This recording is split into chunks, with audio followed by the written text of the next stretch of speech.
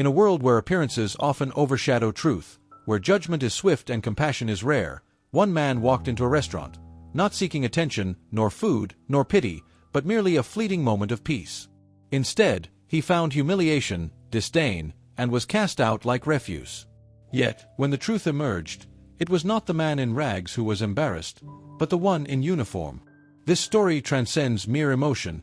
It is a reality that could fundamentally change the way you perceive those around you. Please subscribe, comment, and share this video if you feel the vibes. Alright, thanks for subscribing. Now let's continue. It was a bitterly cold afternoon in the heart of the city.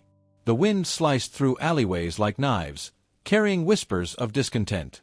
People rushed past one another, bundled in thick coats, their eyes glued to glowing screens, avoiding any contact with the world that didn't offer them a tangible benefit. And among this sea of indifference stood Samuel Morrison. Samuel, at 61, had become a ghost in a city that once thrived with color and warmth. His face, unshaven for weeks, bore the marks of time and struggle. His jacket, riddled with holes, hung loosely around his frail frame. His shoes, torn, patched, and soaked from last night's rain, spoke of a life lived on the fringes.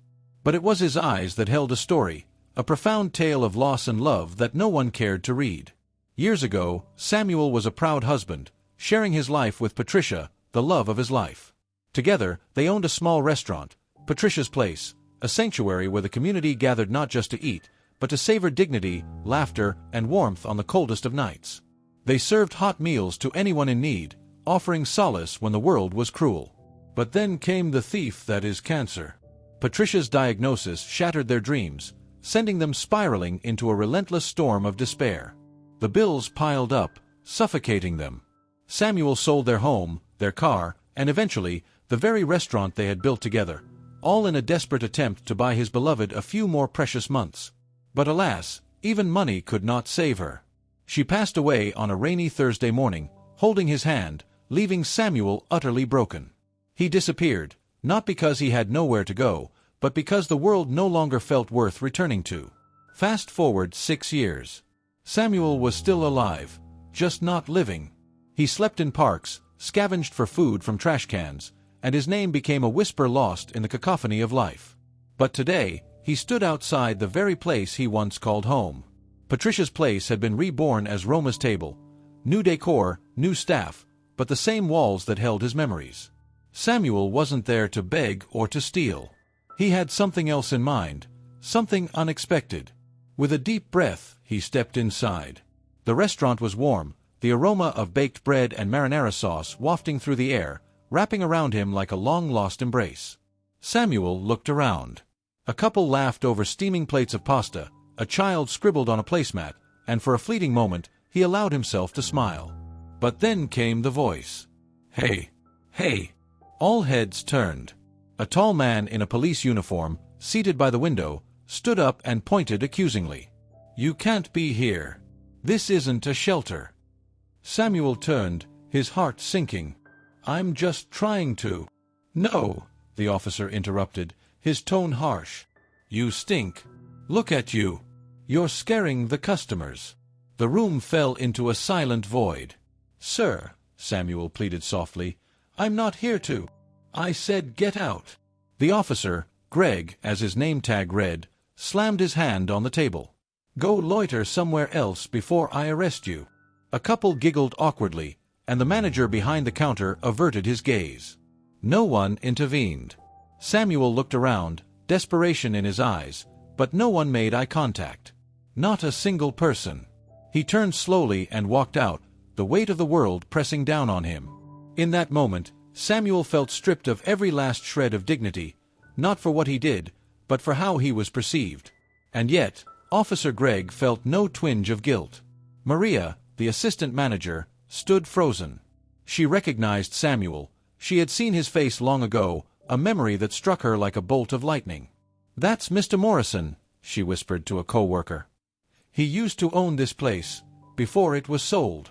With urgency, she rushed to the back and made a call. "Maria, on the phone, Mr. Thompson. The man you said was finalizing the buyout papers just walked in, and Greg threw him out." Thompson, shocked. "What? He's the new owner. The ink is barely dry." Maria's heart dropped into her stomach. 30 minutes later, a sleek black Mercedes pulled up. Out stepped a man in a tailored gray suit, Mr. Thompson, the lawyer. With authority, he walked into the restaurant and asked loudly, "Excuse me, where is Mr. Samuel Morrison?" Officer Gregg, now enjoying a second glass of wine, laughed boisterously. "You mean that homeless guy I kicked out? He's probably sleeping under a bench by now." Mr. Thompson narrowed his eyes, disbelief washing over him. "That homeless guy is your new employer." "What?" Gregg muttered, confusion washing over him. "Mr. Morrison finalized the purchase this morning.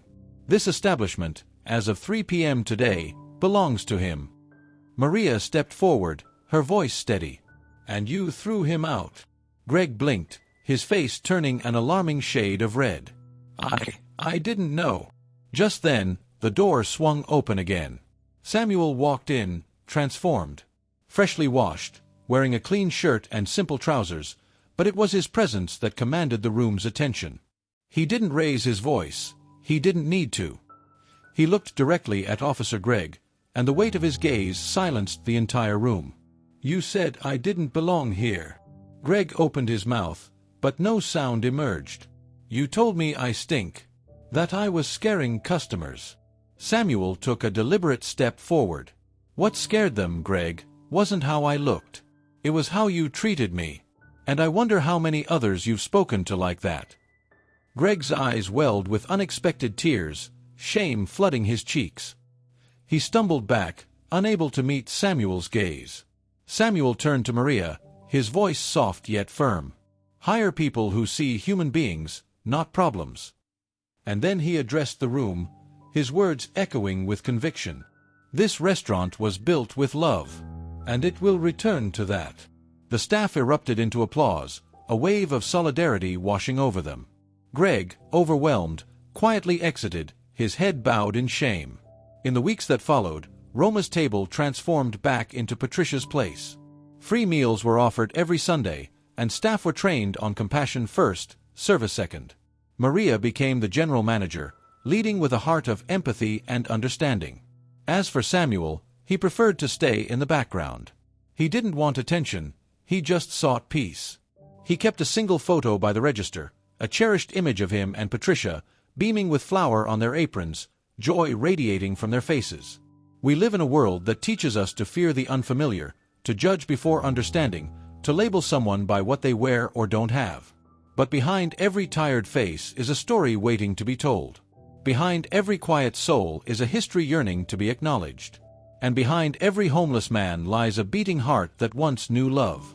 Samuel may have lost everything, but he never lost his dignity. He taught us a vital lesson that we must carry forward. The measure of a person is never what they own, but what they carry in silence. If this story moved you, if it resonated with your spirit, share it. Someone in your life might need this reminder. Respect isn't earned through money, clothes, or titles. It's earned through grace, compassion, and understanding. Backhand index pointing right, like this video.